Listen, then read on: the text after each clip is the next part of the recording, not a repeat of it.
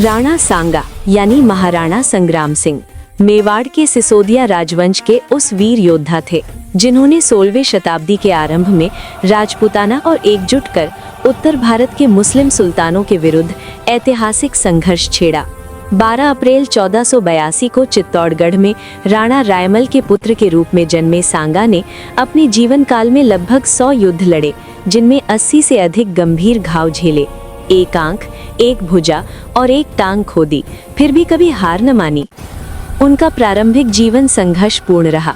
पिता राणा रायमल की मृत्यु के बाद भाइयों पृथ्वीराज और जगमल से सिंहासन के लिए युद्ध हुआ, जिसमें सांगा ने 1508 में विजय प्राप्त की और 1509 में मेवाड़ का राणा बना। उन्होंने कूटनीति से राजपूत सरदारों को एकत्र किया, विवाह संबंध स्थापित किए और साम्राज्य विस्तार पर ध्यान दिया। जल्द ही मेवाड़ न केवल मजबूत हुआ बल्कि मालवा, गुजरात और दिल्ली सल्तनत के विरुद्ध आक्रामक नीति अपनाई।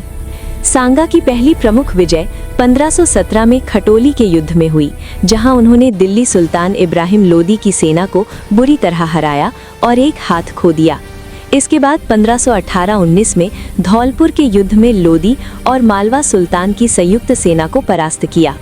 1519-20 में गागरोन की घेराबंदी में मालवा के सुल्तान महमूद खिलजी को कैद कर पूर्वी मालवा पर कब्जा जमाया।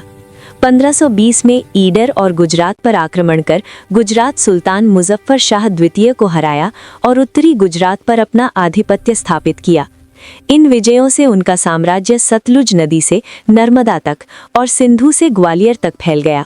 उन्होंने मालवा में हिंदू शासन बहाल किया, जजिया कर समाप्त किया और मंदिरों का पुनर्निर्माण कराया। 1526 में बाबर ने पानीपत के प्रथम युद्ध में इब्राहिम लोदी को हराकर मुगल साम्राज्य की नींव रखी। सांगा ने इसे अवसर माना और राजपूत महासंघ का गठन किया, जिसमें मेदिनी राव, सिलहदी जैसे सरदार शामिल हुए। पहले बयाना पर कब्जा किया, लेकिन 17 मार्च 1527 को खानवा के मैदान में बाबर से भयंकर युद्ध हुआ। बाबर की तोपें, बंदूकें और तुलुगमाना रणनीति के आगे राजपूत हार गए। सिलहदी के कथित विश्वासघात से स्थिति बिगड़ी, सांगा घायल हो भागे। बाबर ने बाबरनामा में सांगा को हिंदुस्तान का सबसे शक्तिशाली राजा कहा।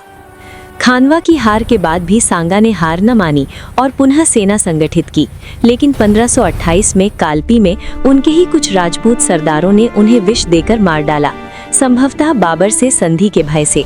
उनके पुत्र रतन सिंह द्वितीय ने गद्दी संभाली। राणा सांगा राजपूत वीरता, एकता और बलिदान के प्रतीक बने, जिन्होंने मुगल विस्तार को रोकने का अंतिम प्रयास किया।